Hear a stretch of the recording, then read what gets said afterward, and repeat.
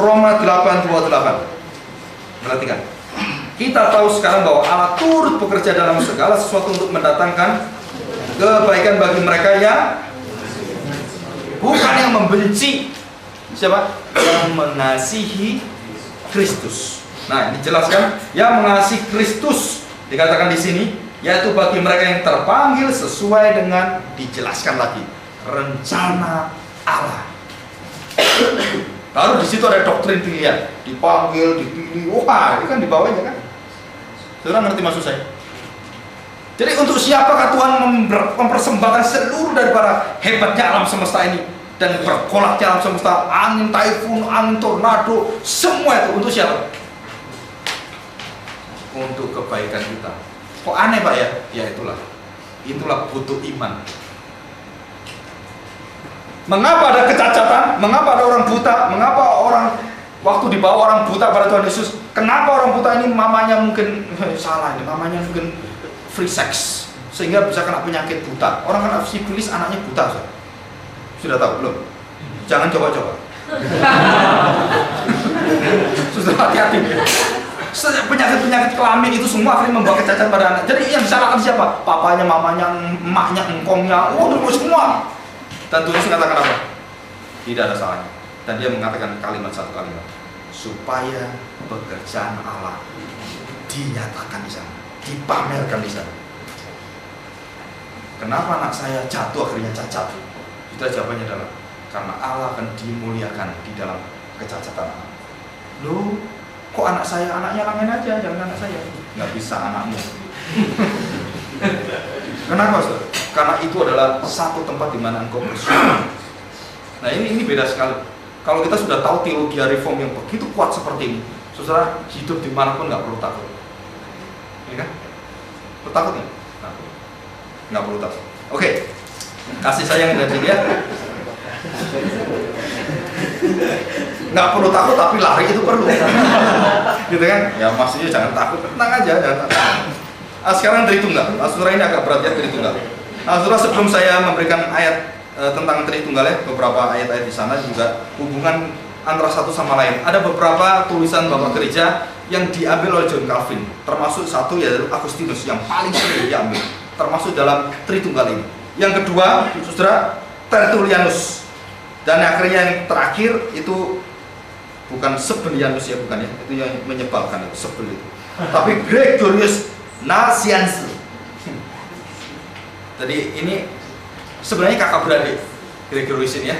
Gregorius Nazianzus dengan Gregorius siapa gitu satunya itu kakak adik. Nah, surat tulisan Gregorius ini luar biasa sekali. Dia nggak terlalu banyak tulisan gitu ya, tapi diambil oleh John Calvin. Kenapa diambil? Karena tulisannya itu pas sekali dengan apa yang dia pikirkan. Nah, saudara, sebelum saya menerangkan ini ada satu kalimat yang keluar dari langit, betul kan? Keluar dari langit. Waktu terjadi baptisan, perhatikan baptisan. Waktu Yesus dibaptis oleh Yohanes, banyak orang mengatakan Yesus dibaptis itu diselamkan, gitu ya, terus keluar. Nah, apakah sejarahnya betul atau tidak? Secara bukti sejarah itu tidak diselamkan. Memang perkataan itu baptiso itu punya arti kata secara dasarnya itu diselamkan. Mengapa tidak diselamkan? Karena waktu diteliti dalam tulisan Alkitab, saudara nanti teliti sendiri di dalam jurnal itu ya, teliti sendiri. Saudara, di sana dikatakan bahwa pada saat dia dibaptiskan, waktu dan tempat seluruhnya itu adalah air daripada sungai Yordan, hanya sebatas lutut. Kecuali masuk dalam gitu, nggak mungkin. Jadi kalau secara logis nggak mungkin Yesus dibawa masuk ke tengah-tengahnya. Oh itu apa sungai gitu, nggak mungkin. Kenapa? Karena di sana dikatakan berserulah itu Yohanes Baptis selalu di pinggiran. Dia tidak pernah berada masuk di tengah-tengah, nggak pernah. Kenapa? Bagaimana dia baptis kalau dia sendiri tenggelam? Ngerti maksud saya? Logikanya di situ ya. Nah, sekarang berarti di pinggir. Kalau di pinggir, bagaimana menyelamkan? Apakah air yang cuma sekian terus kemudian Yesus masuk miring nyelam gitu? Juga nggak mungkin. Nah, yang paling sering kalau saya seorang imam dan waktu saya memberikan satu upacara baik itu pentabisan dan lain yang dilakukan oleh imam yang sudah ribuan tahun yang sudah ada dari zamannya Harun sampai kepada Yohanes Pembaptis, saudara, melakukan dengan cara apa? Dia mengambil air itu, mengalirkan air sebagai lambang itu turun dari atas dan ke bawah. Nah, itu arti baptisan. Apakah airnya banyak atau airnya cuma cerut? Nah peduli. Tapi yang penting adalah unsur ini yang penting. Tadi tenggelam secara rohani itu yang penting daripada tenggelam secara air. Nah, saudara harus jelasin ya. Jadi waktu dibaptiskan itu dan waktu diangkat dan kemudian dibaptiskan, Yohanes Baptis waktu mau melakukan itu dia langsung gentar. Kenapa? Saudara tidak tahu perasaan dia. Kenapa dia gentar? Dan dia mengatakan, aku buka kasutmu pun nggak layak, apalagi mau baptis kepalamu gitu. Kenapa dia ngomong gitu? Coba saya tanya. Kenapa? Saudara, baptisan Yohanes Pembaptis adalah baptisan orang berdosa. Saudara, perhatikan baik-baik. Kegoncangan daripada diri Yohanes yang memang dia tahu dia harus akan baptiskan ya anak Allah Maha Tinggi. Tetapi pada saat anak Allah Maha Tinggi yang kudus berada di depan dia dan dia harus baptiskan dengan baptisan tanda petik yang dia lakukan untuk orang berdosa, nggak mampu dia baptiskan. Kenapa? Karena memang itu bukan baptisan untuk keberdosaan, bukan baptisan pertobatan, tetapi baptisan apa?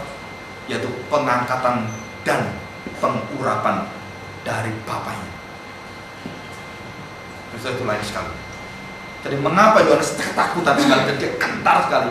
Karena dia sadar setiap dia baptisan, bertobatlah engkau, bertobatlah engkau. Nah sekarang waktu dia baptis Yesus katakan bertobatlah engkau. Iya, dia bertobat. Betul, ngerti maksudnya? Jadi kalau dia ngomong ayo bertobatlah engkau, bertobat. Begitu Yesus waktu dia baptiskan ini, Yesus katakan bertobatlah engkau. Termasuk siapa di situ? Yohanes Baptis.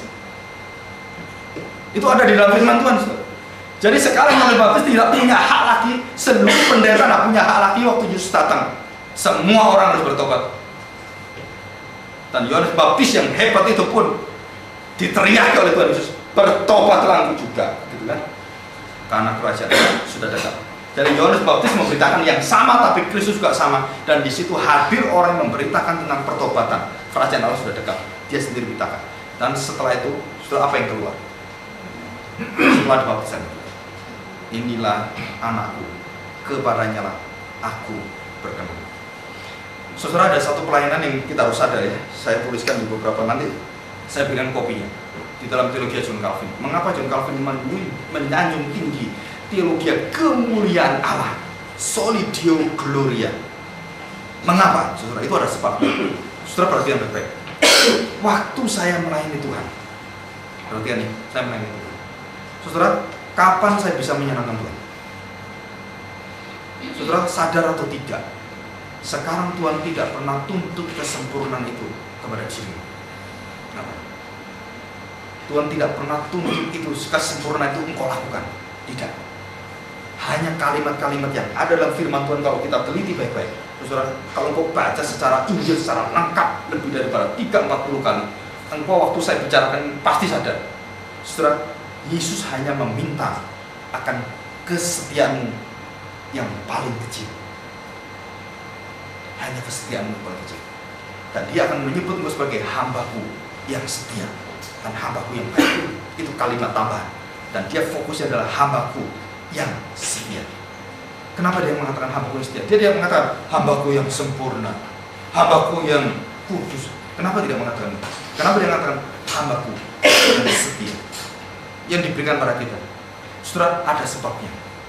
Karena waktu kita mengerjakan seluruh daripada pelayanan kita, seperti John Calvin katakan, setiap manusia yang berada dalam lingkungan dan seluruh komunitas gerejawi, komunitas orang percaya, harus sadar ini. Dia mengatakan bahwa yang kita lakukan bukan mencari kesempurnaan, bukan mendapatkan kesempurnaan, bukan untuk tujuan ke sana, bukan. Agustinus juga sama. Bapak-bapak gereja yang luar biasa orangnya sama. Dia hanya mengatakan satu kalimat, yang diminta oleh Tuhan adalah ketaatanmu dari tempat yang paling kecil engkau lakukan. 1 langkah, 2 langkah, 3 langkah. Dan itulah yang membawa engkau disebut sebagai hambaku yang setia. Jadi saya tanya sekarang saya melayani saudara, tujuan kau melayani itu apa? Mau mencapai yang ini, gagal.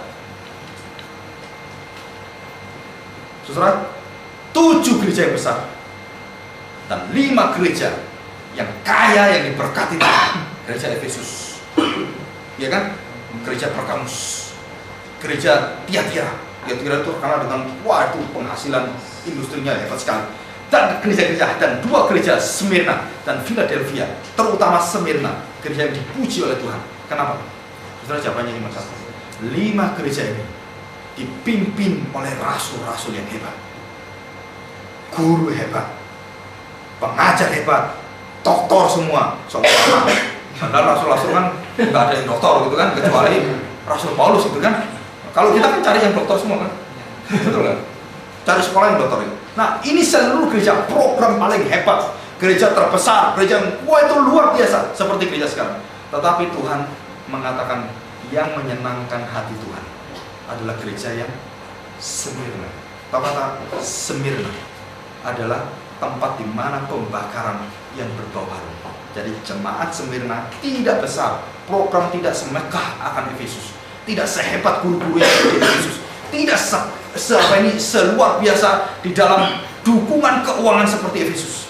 Tetapi mereka memiliki satu jiwa yang di sana dikatakan bahwa mereka memuliakan Tuhan sampai titik darah dia terakhir, jemaat itu. Dan di sana Tuhan mengagumi jemaat itu. Sudah mau pelayanan gereja kemana? Silakan. Mau pilih tempat yang gede seperti Efesus, engkau tahu di dalamnya bobroknya luar biasa. Ya? Tempat yang kecil di desa, engkau lihat kesehatiannya luar biasa. Betul? Ada gereja sebelum dibangun dan sudah dibangun. Bedanya apa? Sebelum dibangun masih kecil, elek, gedek, reak gitu kan. Terus Tuhan berkati, mereka bersehati, meminta Tuhan, kami sudah tidak ada tempat, kepingin luas. Tuhan bangun, dikirim uang 500 miliar. Bangun gede, Tuhan. Setelah itu apa yang terjadi? Saudara melihat gedung yang besar, ini saya tanggung saya. Kamu mulai di situ. Konflik gereja, pecah gereja, hancur semuanya. Di Bandung ada gereja yang pecah bukan cuma 1-2 kali, 5 kali, saudara. Pecah. Kenapa? Saya tidak tahu kenapa. Saya pikir cuma satu jawabannya. Kalau kemuliaan Tuhan itu ada di dalam hidup kita, tidak ada satu orang yang berani katakan ini gereja saya. Nah, ya, itu adalah sifat daripada Calvin. Oke, kita masuk. Jadi sebelum saya terangkan tentang Tritunggal ya, ini sekarang saya akan jelaskan. Saudara, di dalam istilah Tritunggal ada satu istilah yang seringkali juga saya pakai di dalam, yaitu segitiga, kesempurnaan. Nah, saudara perhatikan, ini Bapa, ini Anak, ini Roh Kudus, ya. Dan ini is atau ini is not, gitu ya. Ini Allah di tengahnya. Ini Bapa, Anak, ya. Bapa dan Anak. Bapa bukan Anak, Anak bukan Roh Kudus bukan Bapa, dan Roh Kudus bukan Anak, ya. Ini pokoknya diputar-putar. Tetapi Anak adalah Allah dan Bapa adalah Allah, Roh Kudus adalah Allah. Dan di sini kealahan itu ada di sini. Intinya ya, Allah di tengah-tengah. Nah, saudara, ada satu kalimat yang pernah diomongkan dengan satu orang, yaitu sekarang udah mati almarhum, yaitu Profesor Regin dari orang-orang Sunda asli, dia belajar di Belanda. Saudara, kalimat dia itu menyadarkan saya, dan kemudian waktu pulang ke rumah, saya itu teliti semua di dalam Alkitab. Dia mengatakan tidak pernah di dalam Alkitab dikatakan Allah Bapa. Saudara akan cari sebutan Allah Bapa. Dia tanya, tunjukkan saya. Saudara, kita tunjukkan Bapak kami di surga, ada Allahnya? Nggak ada. Terus Matius 28:28 sana, baptisan dalam nama Bapa dan Anak dan Roh Kudus, ada Allahnya? Nggak ada. Cari mana? Nggak ada. Kenapa? Saudara, itu adalah inti dasar daripada kepercayaan Tritunggal. Dan John Calvin mengatakan bahwa waktu kita mau memisahkan tentang pribadi Allah di dalam peran itu, banyak orang jatuh dan dia menentang 2 aliran, satu Arianus dan satu Sabellianus. Arianus dikatakan di sini, coba lihat ya. Bentar. Nah ini Arianus yang seperti saksi Yehova menyangkali bahwa Bapa, Anak dan Roh Kudus adalah Allah, kesatuan itu disangkali. Dan Sabellianus menekankan kesatuan, sehingga semua itu cuma satu Allahnya, dan Yesus itu seperti seorang bapak yang punya anak, dia adalah bapaknya, dan istri dia suaminya, dan gereja dia pendetanya, seperti saya gitu kan. Nah ini peranan, cuma Allahnya cuma satu. Nah ini Sabellianus, dan Arianus tidak, betul-betul beda. Ini bukan semua. Jadi ini bisa lebih tinggi, ini bisa lebih rendah. Nah ini ditantang dan kemudian dijelaskan kembali oleh John Calvin. Dan John Calvin mengatakan kalimat seperti ini. Saudara, dia ambil dari kalimat bapak-bapak gereja dan dia kemudian olah dan dia tambahkan sedikit. Kan? Kalimat ini ya dari Yohanes itu ya. Ini. Bentar. Nah, saudara, ini kalimat ini dari Gregorius Nazianzi. Demikian. Begitu saya pikirkan yang esa, maka secara otomatis segera ketiga pribadi itu muncul berseri-seri di sekeliling saya. Dan begitu saya membedakan ketiga pribadinya, maka otomatis saya dibawa kembali pada keesaannya. Jadi artinya apa? Waktu saya mau berpikir tentang Allah, Allah yang anak dan Allah Bapa yang berpribadi Bapa itu, dan Allah Roh Kudus itu, langsung saya sadar ini Allah satu. Dan waktu saya memisahkan Allah itu semakin dengan pribadi satu persatu itu, saya langsung tahu. Begitu saya pisahkan, saya langsung ingat, langsung kembali. Begitu saya lihat di sini, saya ingat di sana. Begitu di sini, ingat di sini. Ngerti maksudnya ya? Jadi waktu saya memikirkan Allah yang dipisah gitu dengan pribadi Bapa, Anak, dan Roh Kudus, begitu lepas dan mengerti Bapa sendiri, Anak sendiri, Roh Kudus sendiri, langsung ingat, oh ini satu Allah. Dan waktu kita masuk dalam satu Allah, langsung kita ingat, oh ini pribadi ada tiga. Jadi itu terus seperti itu. Jadi tidak bisa dipotong, hanya tiga peranan dan ini hanya seperti ini, tidak bisa. Saudara, kita tahu bahwa Allah itu adalah Esa. Alkitab jelaskan ini. Tetapi bukan istilah Esa itu berarti Allah itu cuma satu tunggal seperti agama-agama lain. Bukan. Keesaan Allah bukan menunjukkan pribadi hakikatnya itu tunggal satu, bukan. Tetapi menunjukkan kealahan itu satu. Saudara ngerti maksudnya? Jadi Allah itu satu, Allah itu seluruh kehendak, pikiran semua satu. Dan kemudian waktu Allah bekerja dalam teonomi, dalam Allah mengatur pekerjaan itu, maka yang menjadi anak bukan Roh Kudus, yang menjadi anak bukan Bapa, tetapi Yesus. Ngerti ya? Jadi sekarang di dalam ketiga pribadi itu mereka bermusyawarah di dalam intra Tuhan. Nah ini ada istilah nanti penting sekali di dalam presentasi. Di dalam intra Tuhan, tiga pribadi itu membagi dengan sukacita, dengan kesehatian yang sempurna. Mereka langsung mengutus Bapa, mengutus Anak untuk apa? Menjadi manusia. Dan tidak bisa diutus Roh Kudus. Jadi yang menjadi pusat penyembahan manusia adalah Anak, bukan Roh Kudus. Tapi gereja-gereja sekarang kebalik, Roh Kudus yang disembah-sembah. Saudara, Roh Kudus tidak pernah minta disembah, walaupun dia Allah, tetapi hanya Kristus. Segala kuasa diletakkan di bawah kaki dia. Maka yang disembah sekarang siapa? Kristus. Pak, boleh nggak saya menyembah Roh Kudus? Boleh nggak saya berdoa dalam nama Roh Kudus, bukan dalam nama Yesus? Saudara, secara teologis sebenarnya tidak terlalu bermasalah. Tetapi kalau engkau menekankan itu dan kemudian menghilangkan ajaran yang diajarkan Yesus sendiri, jika engkau berdoa, berdoalah di dalam namaku, dan engkau ganti kalimat itu dalam nama Roh Kudus, engkau sudah masuk dalam satu tempat di mana engkau akan sesat. Itu gejala di sana. Orang yang tidak setia dengan seluruh karakter dan tulisan-tulisan Alkitab dan jiwa dari Alkitab, waktu engkau rubah itu, kan sama Allahnya nggak apa-apa. Yang Allah, anak kan menjadi manusia, lu Bapak kan boleh juga, nggak bisa. Pribadi yang menjadi anak hanya Allah anak, bukan Bapak, bukan Roh Kudus. Dan itu betul-betul hanya anak. Jadi pusat penyembahan seluruh manusia orang percaya, saudara, kepada siapa? Anak. Karena melalui anak baru kau mengenal akan Bapa dan Roh Kudus. Saudara, ini harus penting sekali. Dan ini mengapa Tritunggal penting. Dan mengapa Tritunggal tidak bisa diterangkan dengan bahasa dipikir oleh manusia. Karena hanya Allah sendiri yang tahu siapakah dirinya. Dan kalimat dari Tuhan Yesus masih ingat? Saya tanya sekarang. Masih ingat satu kalimat? Dia mengatakan demikian. Hanya anak yang tahu Bapa, dan tidak ada seorang pun yang pernah mengenal dari dulu sampai kapanpun yang mengenal siapa? Allah atau Bapa. Jadi bagaimana saya bisa kenal Allah? Hanya melalui siapa? Kristus. Betul kan? Jadi saya tanya, jadi kesempurnaan saya mengenal akan Allah di mana finalitas Kristus di dalam kealahan itu sangat penting sekali. Jika saudara buang ini, saudara akan masuki dalam aliran-aliran seperti dalam sejarah gereja. baik Sabellianus, Tuketism, Arianus, wah itu banyak sekali di sana. Termasuk anak baptis yang terlalu keras gitu. Nah, itu akan masuk dalam aliran-aliran, akhirnya jadi sesat. Minggir akan jadi sesat, keluar daripada pengakuan iman. Nah, sekarang yang kedua, coba kita lihat akan berkata Agustinus. Ya, ini operasional. Agustinus demikian. Kristus dinamakan Allah bila mana dilihat berelasi dengan dirinya sendiri. Jadi perhatikan ya, Kristus dinamakan Allah bila mana dilihat berhubungan dengan dirinya sendiri, berhubung dengan Bapa, dia dinamakan anak. Demikian pula dengan Bapa dilihat berhubungan dengan dirinya sendiri, dinamakan Allah, dan berhubung dengan anak, dia dinamakan Bapa. Nah, ini agak sulit, tetapi saya dapatkan persona dan juga substansi atau istilah daripada bentuk daripada pribadi itu lengkap dan baik sekali di dalam diri siapa? Agustinus.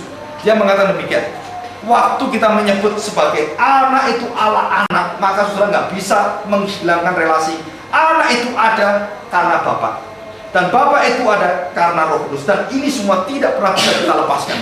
Jadi waktu membicarakan tentang Kristus di dalam sejarah keselamatan, saudara, seluruh pribadi yang menyertai dua pribadi Allah itu sama-sama bekerja.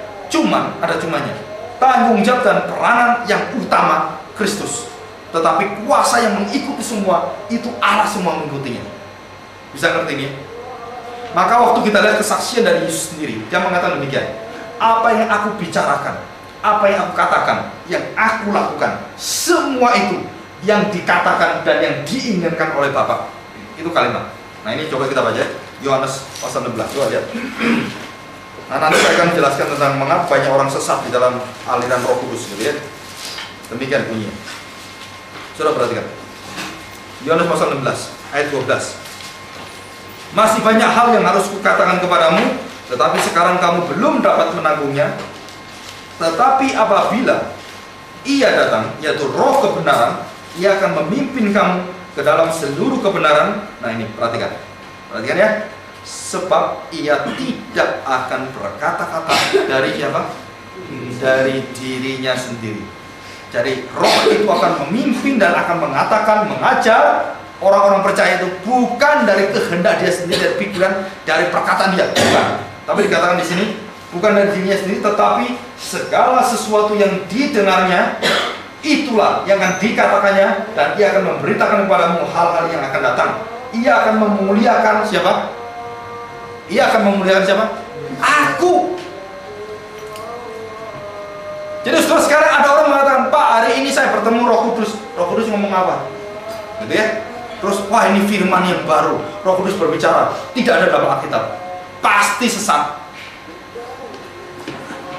Kenapa? Karena ini kalimat dari Tuhan Yesus yang mengatakan, Roh Kudus tidak pernah mengatakan sesuatu yang lain dan baru. Tidak ada.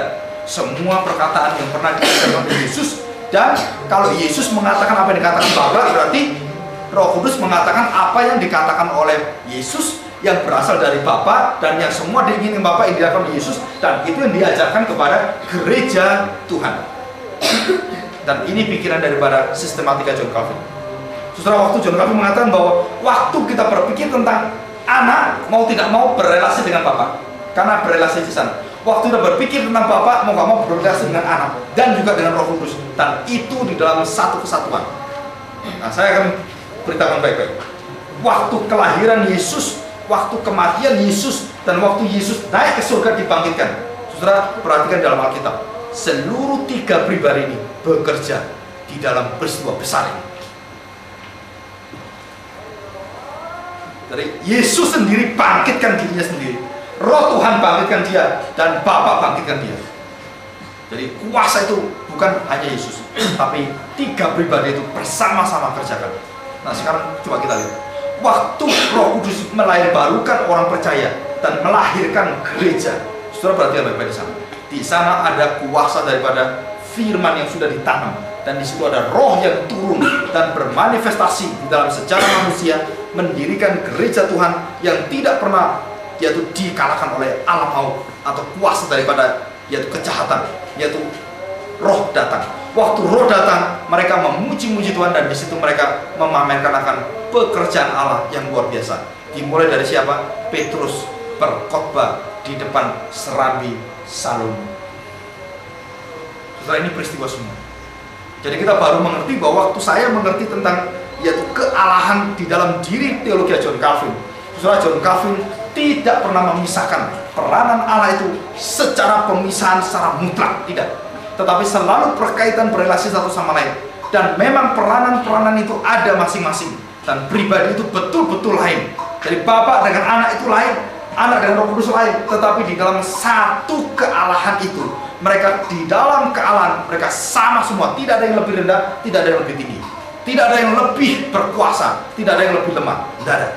Jadi kalimat dari Tuhan Yesus yang mengatakan Bapa lebih besar dari aku, dan dia mengatakan juga bahwa akhir daripada zaman Anak pun tidak tahu. Itu bukan menunjukkan kelemahan dia lebih lemah dari Bapa, bukan. Tetapi itu menunjukkan satu misi dari Tuhan, dia taat total. Dan kalau tidak diberitahu, dia tidak boleh beritahu. Nah itu artinya. Saudara nangkap sekarang ya. Jadi mengapa Yesus mengatakan dia tidak tahu, Anak pun tidak tahu? Di dalam sejarah manusia tidak boleh mengatakan itu, karena itu adalah intra daripada Tritunggal. Termasuk satu kalimat, saudara, sebenarnya Tuhan Yesus waktu bukakan rahasia ini, saudara, dia mengatakan satu kalimat. Waktu murid di sebelah kanan yang paling dia cintai bertanya kepada Yesus, siapa yang mengkhianati kamu? Waktu murid-murid cuma tanya, siapa itu? Yesus tidak menunjuk kepada pribadi orang. Dia hanya mengatakan, yaitu dia ambil roti. Orang yang bersama-sama dengan aku yang mencelupkan. Saudara, hebat sekali Tuhan Yesus. Kalau Tuhan Yesus kebablasan, Yudas yang mencelupkan. Nah, dia melanggar, saudara. Betul, ini ketakutannya luar biasa Tuhan Yesus. Jadi dia mengatakan dia tidak mau langsung menghakimi orang. Tidak, dia tunggu kesempatan itu. Orang yang bersama-sama mencelupkan aku. Nah, saya tanya, Yudas tahu nggak Yesus seperti itu? Itu menunjuk pada diri dia. Yudas tidak tahu. Tapi siapa yang tahu? Yohanes. Yohanes langsung tahu. Ya ampun, orang ini. Gimana? Setelah langsung orang, waduh. Tapi Yohanes tidak mengatakan, oh Yudas kamu. Enggak, dia simpen. Dia simpen kan? Baru dia tuliskan di dalam kitabnya setelah Yesus bangkit, sebagai tulis. Untung gitu ya, luar biasa sekali. Setelah ini ketaatan Kristus. Jadi di dalam seluruh kehidupan Kristus, dari perkataan dia, cara dia kerja, cara dia semuanya, itu semua sudah diatur oleh intra Allah Tritunggal. Dan berjalannya bagaimana sejarah semua diatur semua, dikontrol semua. Saudara, ini luar biasa ya. Jadi kalau kita mau bersyukur, saudara, kita bersyukur hari. Ya, mari kita berdoa.